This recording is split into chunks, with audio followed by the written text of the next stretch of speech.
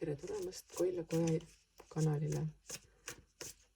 Loen siin tarokaartide abil energiaid ning 1. jaanuari energiateks on meil täna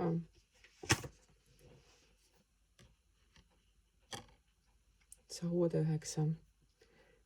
Sauade 9 tuleb meile ütlema, et me oleme jõudnud väga kaugele, kuid meile tundub, et praegu on ees mingid takistused, et edasi liikuda. Samas need takistused ei ole sugugi takistused, need on pigem illusioonid takistusest. Me saame nendest illusioonidest kiiresti, kergesti üle kas astuda või kõrvalt põigelda.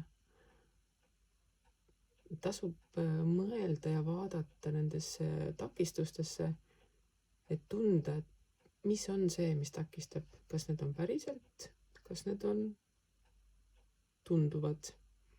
Mis on see, mis tekitab tunde, et see on takistus? Meil ei ole takistusi, meil on kõik teed valla. Astu üle, mine kõrvalt, paremalt, vasakult. 1. jaanuari